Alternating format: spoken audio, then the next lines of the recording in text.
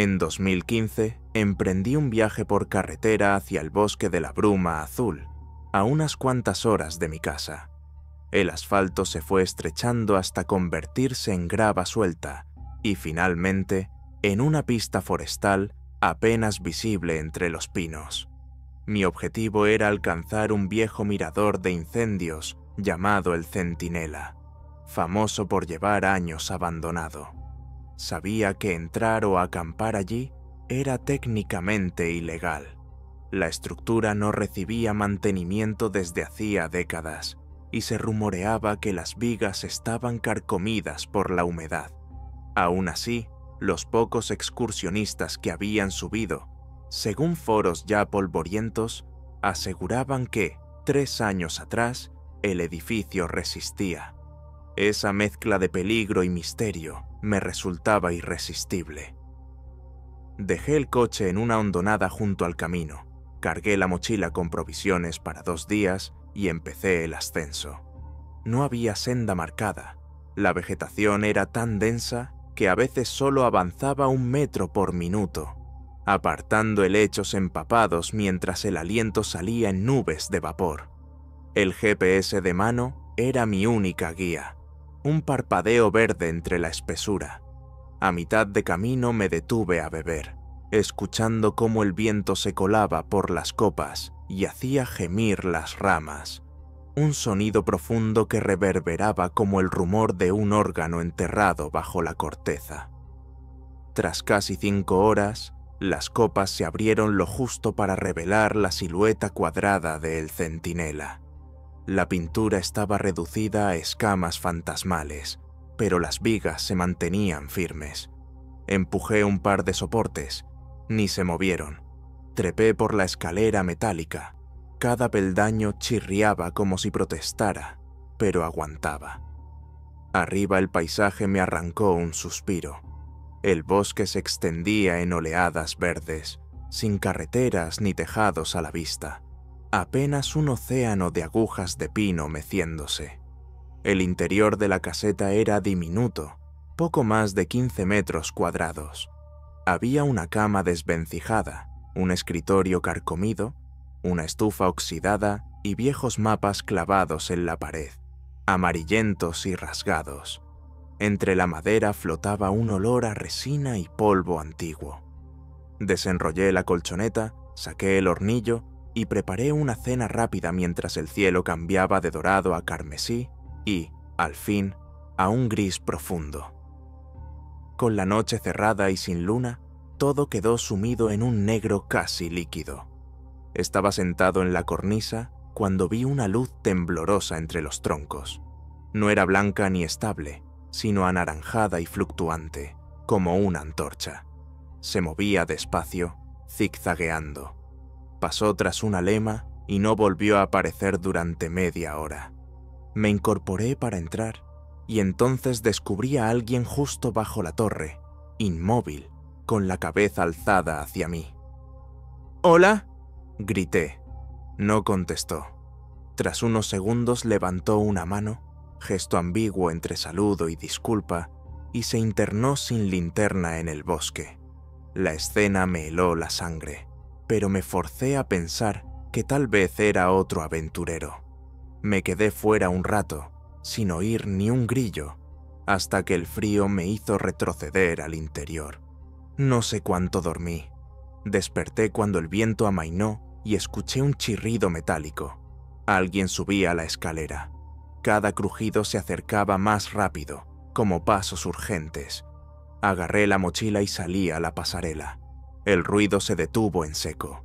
Rodeé la caseta con la linterna temblando en mi mano. Asomé al hueco y no vi a nadie. Entonces, del lado opuesto, resonaron pasos descalzos sobre la madera. Solo alcancé una silueta oscura cruzando las ventanas. No pensé. Me lancé a la escalera. El metal, mojado por la neblina, resbalaba bajo mis botas. A mitad de descenso, una cabeza se inclinó desde arriba, los ojos atrapados por mi haz de luz. Toqué el suelo y corrí a ciegas, guiado por la señal verde del GPS hasta el coche. Conduje sin mirar atrás, seguro de que, de haber tardado un minuto más, ahora no estaría contando esta historia.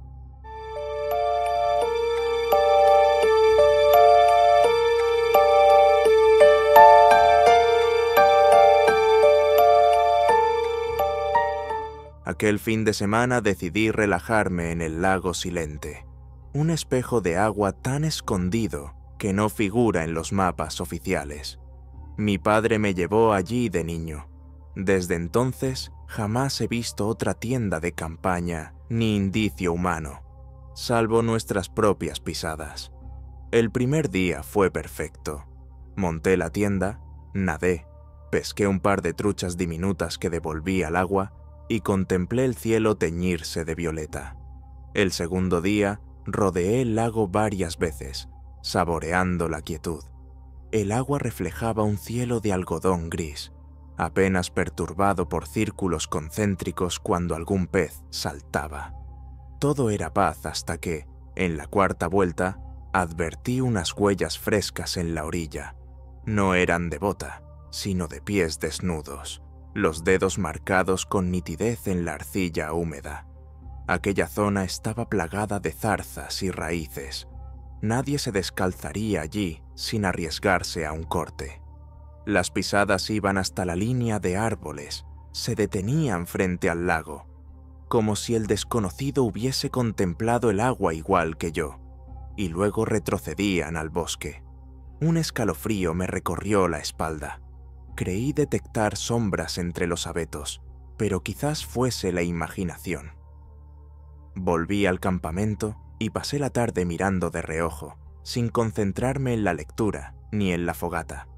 Cuando oscureció, avivé el fuego hasta que las llamas danzaron altas.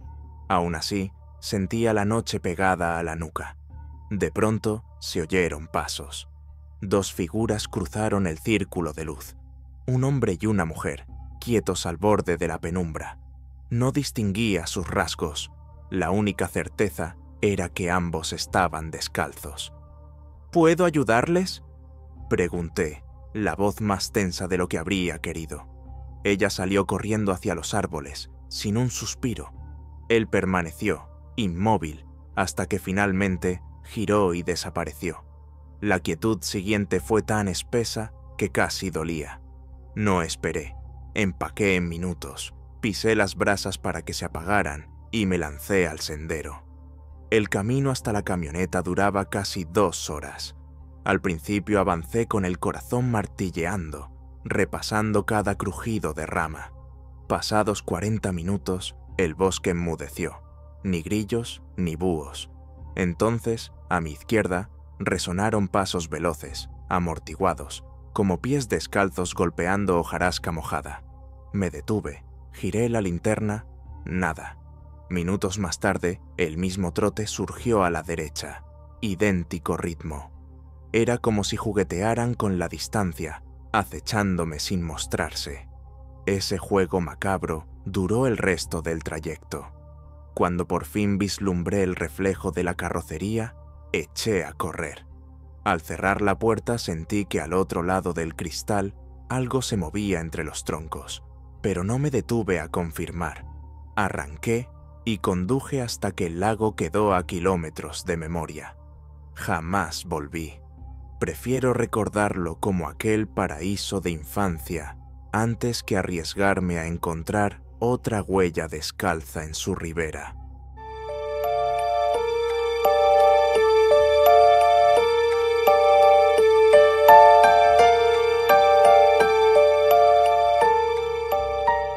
Me llamo Elisa, tengo 24 años y soy de Arizona. Durante un par de años viví en una furgoneta camper recorriendo la costa oeste. Mi hogar sobre ruedas era un espacio diminuto al que llamaba El Nido. Cama plegable, estufa de propano, alacena con especias y un pequeño escritorio donde escribía mis notas de viaje. Prefería los pueblos pequeños, pero, sobre todo, las carreteras secundarias que conducen a claros solitarios, donde uno puede dormir sin farolas ni motores alrededor. Aquel abril atravesaba el Valle Esmeralda, en Washington. El cielo llevaba días llorando, y la lluvia dejaba las coníferas cubiertas de un brillo de esmeralda líquida. Encontré un camino de tierra que se internaba en un bosque tan denso que el mediodía parecía atardecer. Al final, el sendero formaba un círculo ancho con un anillo de piedras para fogatas. No había marcas de neumáticos recientes. Perfecto. Aparqué, nivelé la furgoneta y dejé la puerta corredera abierta, mientras el vapor de la sopa de tomate flotaba en el aire húmedo. Con el crepúsculo cerré la puerta y abrí apenas una ventanilla trasera. El golpeteo de la lluvia sobre el techo metálico tenía un ritmo hipnótico. Encendí el portátil y puse una serie, envuelta en una manta. Media hora más tarde, un destello anómalo se reflejó en la pantalla. Giré la cabeza, pero la luz se apagó de inmediato. Venía del bosque, no del sendero. Era imposible que un coche apuntara esos faros a través de la barrera de troncos. La inquietud me acompañó el resto del capítulo. Me acosté pronto, aunque dormir se volvió un reto cuando los truenos empezaron a retumbar entre las montañas, haciendo vibrar las paredes del nido. A mitad de la noche un chasquido, claro como un disparo, me sacó del letargo. Algo o alguien había pisado una rama cerca de la furgoneta. Me quedé inmóvil, los latidos ensordeciendo cualquier otro sonido. Después escuché un murmullo masculino, apenas audible bajo el aguacero, como dos hombres conspirando. El cabello se me erizó. Cada centímetro de sentido común me gritaba que no levantara la cortina, que no les regalara la certeza de mi presencia. De repente, contra la puerta lateral, sonó un crujido. El metal se curvó bajo un peso. Luego llamaron con los nudillos. 1, 2, 3 veces, pausadas, como si probaran mi paciencia. Me negué a responder. Tras interminables minutos, llegó una voz. «Departamento del sheriff, abra la puerta». El acento carecía de autoridad, sonaba forzado, como un actor improvisando. Si de verdad fueran policías, habrían usado linternas estroboscópicas, habrían anunciado su llegada desde el principio. Levanté apenas la cortina de la ventanilla del conductor. Una figura empapada, sin placa, sin chaleco. El corazón martilló tan fuerte que temí que lo oyeran. Tomé la decisión en un segundo. Avancé a gatas hasta el asiento delantero. Giré la llave y el motor rugió. En ese instante oí 2 pares de botas, o quizás pies descalzos, chapoteando hacia mí. Pisé el acelerador. La furgoneta derrapó en el barro pero avanzó. Un rostro borroso se estampó contra el cristal lateral, los ojos muy abiertos, antes de resbalar y desaparecer en la cortina de agua. Conduje hasta la carretera principal sin mirar atrás. No había otros vehículos, ni luces, ni sirenas. Al amanecer, aún temblorosa, presenté una denuncia en la comisaría del condado. Confirmaron que ninguna patrulla estuvo en esa zona durante la tormenta. Durante semanas dormí en áreas de descanso iluminadas y rodeada de camioneros, pero el recuerdo de aquel susurro bajo la lluvia seguía persiguiéndome. Hoy continúo viajando, aunque cierro cada cerrojo y nunca, jamás, dejo una ventana abierta cuando la oscuridad envuelve el bosque.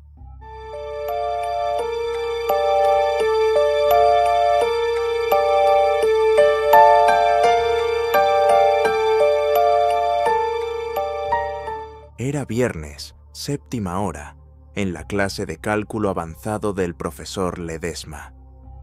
Quedaban escasos 40 minutos para que sonara el timbre y diera comienzo la ansiada semana de vacaciones de primavera, de modo que el aula hervía de impaciencia. Mochilas que se abrían y cerraban, suspiros cada 3 segundos y un sinfín de miradas furtivas al reloj. El profe, célebre por su buen humor, canceló el temario y abrió Sporcle en el proyector para retarnos con un trivial de logotipos.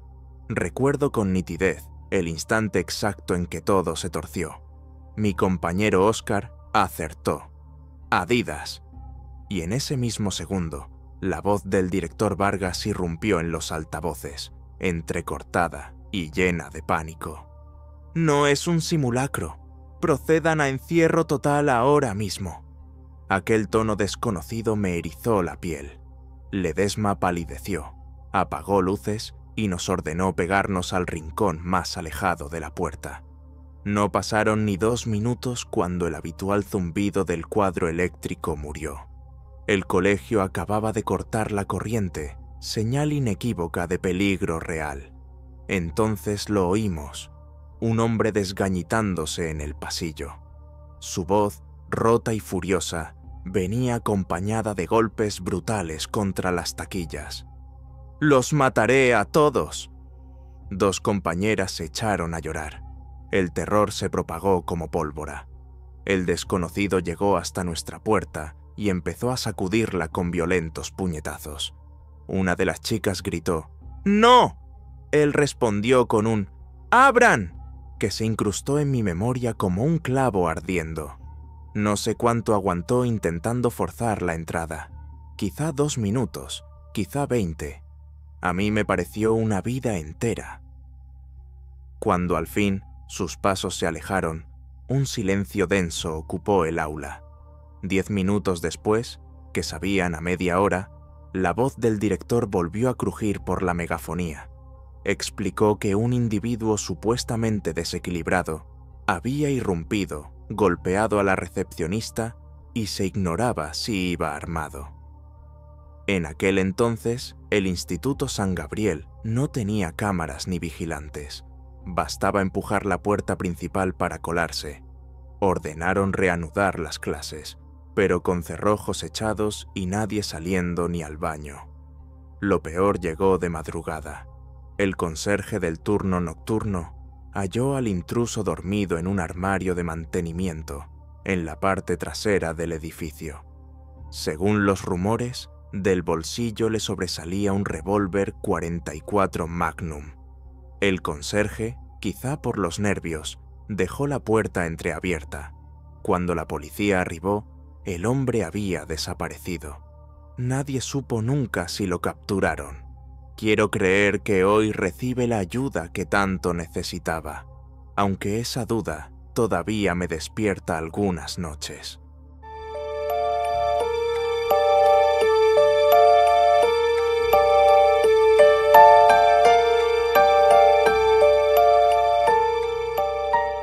En mi instituto existen 2 turnos de almuerzo, el primero para los de sexto y parte de séptimo, y el segundo para el resto de séptimo y todo octavo. El encierro sucedió a comienzos de octubre, un mediodía lluvioso y gris. Yo estaba en el primer almuerzo cuando escuché 4 explosiones afuera. Imaginé que era trueno, pero el comedor entero estalló en gritos. «Dios, qué exagerados», pensé, hasta que los guardias de campus irrumpieron ordenándonos entrar a la sala multiusos. Los que aguardaban en la fila tuvieron que tirar la comida a la basura. Mis amigos y yo nos mezclamos con un centenar de estudiantes más. El lugar es inmenso y su pared trasera se compone de ventanales. Los vigilantes corrieron las cortinas y bloquearon cada salida. Mi colega Iván preguntó a una profesora qué ocurría. Regresó pálido y nos susurró. Al otro lado de la calle, frente a Secundaria Montesur, vive un hombre con problemas mentales. Se ha atrincherado amenazando con suicidarse y disparar a la policía si lo desalojan. Estuvo rondando la reja mirando a los chicos de forma muy rara. Para empeorar la cosa, era un delincuente sexual registrado. Nos tuvieron encerrados más de 1 hora, absorbiendo 2 clases enteras. Al finalizar, nos escoltaron en fila india de vuelta a las aulas. Más tarde supe que el sujeto residía junto a mi amiga Belén. Ella recordó el Halloween anterior. Lo vio en la ventana cortándose el brazo y escribiendo con su sangre: No entren o los mataré. Creyó que era decoración festiva. Tras aquel día lluvioso, entendimos que no lo era y agradecimos que nunca lograra acercarse a nosotros.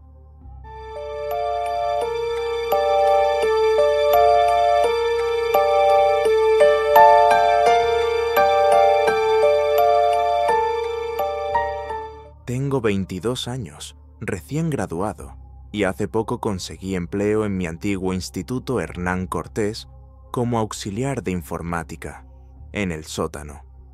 El lugar es un caos de cables y cajas, salvo una oficina diminuta pero impecable, 3 escritorios amplios, 2 minineveras, un televisor de pantalla plana y, lo mejor de todo, aire acondicionado, lujo inexistente arriba. Mis exprofesores, Rico, Molina y Salas, me ayudaron a lograr el puesto. Todo iba sobre ruedas hasta hace unas semanas. Mis compañeros de oficina, Luis y Marcos, estaban arriba haciendo papeleo. Yo aprovechaba mi descanso para devorar un sándwich cuando la secretaria me llamó. «Estamos en cierre total. Alguien armado ha entrado». La oficina carece de puerta, y la entrada al sótano ni siquiera tiene cerradura funcional. Apagué las luces y la pantalla, me senté en la oscuridad y mandé mensajes a Luis y Marcos, que no respondían. Pasaron 20 minutos de silencio sepulcral, hasta que la puerta del sótano se abrió con un chirrido que retumbó como trueno. Alguien bajó las escaleras corriendo hacia mi oficina. Me deslicé bajo el escritorio conteniendo la respiración. Una silueta entró, sin encender nada. El corazón me golpeaba la garganta. De repente mi móvil vibró. Un mensaje. El zumbido pareció un trueno en medio de aquel silencio. Los pasos se acercaron al escritorio. El pánico me hizo salir y suplicar. «¡No me haga daño!». Un hombre de camisa roja a cuadros, gorra oscura y jeans me sostuvo del brazo. «Tranquilo, me escondo contigo. ¿Sabes si hay salida por aquí?». Antes de que pudiera contestar, pregunté. «¿Quién es usted?». Titubeó y dijo que venía a recoger a su hijo cuando un maestro le ordenó ocultarse. Revisé el SMS de Marcos. «Tío, esto es una locura. Un tipo con pistola le disparó al profe Olmedo. Lleva camisa roja y gorra oscura. No subas». Alcé la vista con el estómago encogido. El hombre notó mi cambio de expresión. Solo pensé en correr escaleras arriba. Un disparo retumbó. La bala silbó cerca, chocó contra algo metálico y desvié. Salí al pasillo, subí los escalones de 3 en 3. Por suerte la policía guardaba todas las salidas, incluida la del sótano, y detuvo al individuo en el acto. El profesor Olmedo sobrevivió. La herida no fue mortal. Jamás revelaron por qué aquel hombre lo odiaba, tan solo que el motivo no justificaba semejante barbarie.